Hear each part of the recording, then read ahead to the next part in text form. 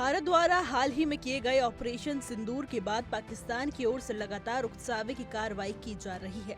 नियंत्रण रेखा पर हालात बेहद तनावपूर्ण हो गए हैं। पाकिस्तान की सेना बार बार गोलीबारी कर रही है, जिससे देश के सीमावर्ती इलाकों में अलर्ट जारी कर दिया गया है। भारतीय सेना और वायुसेना को हाई अलर्ट पर रखा गया है और सभी एयर डिफेंस यूनिट्स को सक्रिय कर दिया गया है ताकि किसी भी आपात स्थिति से तुरंत निपटा जा सके। इसके साथ ही राजस्थान के जोधपुर जैसे सीमावर्ती क्षेत्रों में एहतियातन सभी स्कूल, प्राइवेट और सरकारी संस्था, साथ ही आंगनबाड़ी केंद्र अगले आदेश तक बंद कर दिए गए हैं। हालांकि शैक्षणिक और गैर शैक्षणिक स्टाफ को स्कूल में उपस्थित रहकर विभागीय कार्य करने का निर्देश दिया गया है। पाकिस्तान द्वारा लगातार 14वें दिन भी सीज फायर का उल्लंघन किया गया।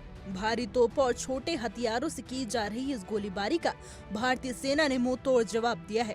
7 और 8 मई की रात पाकिस्तानी सेना ने जम्मू कश्मीर के कुपवाड़ा, बारामूला, उरी और अखनूर जैसे क्षेत्रों में भीषण गोलीबारी की।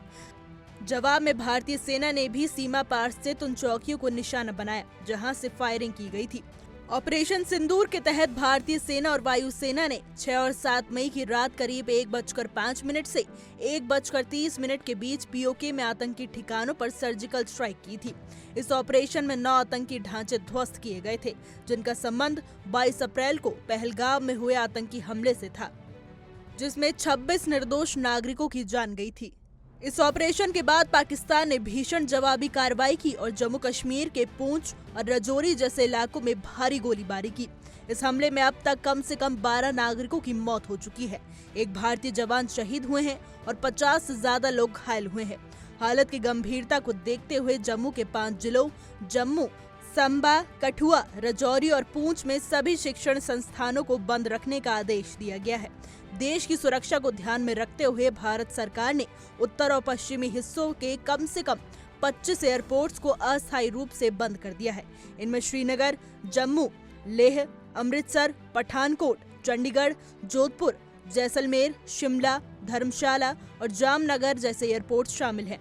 साथ ही 7 मई को देश भर में आपातकालीन मॉक ड्रिल आयोजित की गई थी, जिसमें आम नागरिकों को संकट की घड़ी में सतर्कता और सुरक्षा उपायों की ट्रेनिंग दी गई। इस बीच पाकिस्तान ने दावा किया कि भारतीय हमलों में उनके 31 लोगों की मौत हो गई। पाकिस्तान के प्रधानमंत्री शहबाज शरीफ ने इस हमले को युद्ध की कार्रवाई बताते हुए जवाबी हमले की चेतावनी दी है। हालात बेहद तनावपूर्ण है और दोनों देशों की सेनाएं पूरी तरह मुस्तैद हैं। हमारी आज की रिपोर्ट में बस इतना ही। कैसा लगा आपको हमारा वीडियो, कमेंट करके जरूर बताइएगा।